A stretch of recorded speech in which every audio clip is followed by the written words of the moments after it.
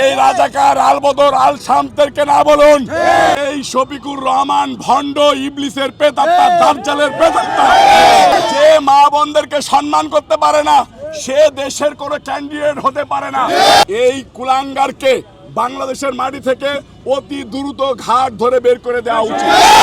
আমাকে অত্যন্ত ব্যথিত করেছে যে এরকম একটা লেবাসদারি শয়তান, যার মুখে পাকা দাড়ি, যার চুল পাকা, সে এরকম একটা মিথ্যা কথা জাতির সামনে বলতে পারে।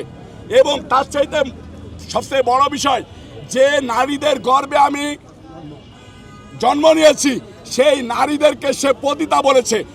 এই কুলাঙ্গারকে বাংলাদেশের মাটি থেকে অতি দ্রুত ঘাট ধরে বের করে দেওয়া উচিত। যে নারীদেরকে সম্মান করতে পারে না সে কোনো দলের প্রধান হতে পারে না।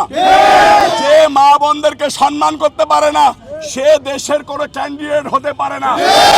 আমি আমার মা বোনদের পক্ষ নিয়ে বলতেছি, এই শফিকুর রহমান ভণ্ড ইবলিসের প্রেতাত্মা, দাজ্জালের প্রেতাত্মা, তাকে অবিলম্বে বাংলাদেশের মাটি থেকে ঘাট ধরে বের করে দেওয়া হোক।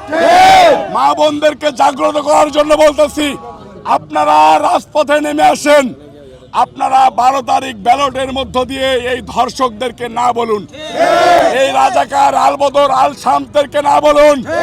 এই যে ছাত্রলীগ যুবলীগের ভিতরে থেকে, যারা আওয়ামী লীগের ভিতরে থেকে বাংলাদেশকে নিয়ে ষড়যন্ত্র লিপ্ত থেকে দুর্নীতিগ্রস্ত হয়েছে, তাদেরকে 12 তারিখ না বলুন, ধানের শীষে ভোট দিন। এই রাজাকার আলবদর আল শামদেরকে ইনশাল্লাহ পাকিস্তানে পাঠিয়ে দেব। আমিও জানি, তুমিও জানো, জামাত শিবির পাকিস্তানি। বাচ্চাদের কাছে যে বাচ্চাদের ঠোঁটে চুমো দেয়, সারা বাংলাদেশের মানুষ প্রতিহত করেছে।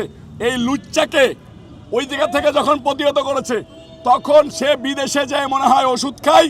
সেই ওষুধ যখন কাজে লাগাইতে পারে নাই, তখন আমার মা বোনদেরকে তারা পতিতা বলতেছে। ইনশাল্লাহ 12 তারিখ এই লুচ্চা শফিকুর রহমানকে ভোটের মধ্য দিয়ে, ব্যালটের মধ্য দিয়ে তাদেরকে বুঝিয়ে দেব রাজাকারকে বাংলাদেশ কতটুকু ঘৃণা করে, এই ধর্ষকদেরকে বাংলাদেশ কতটুকু ঘৃণা করে। ধন্যবাদ।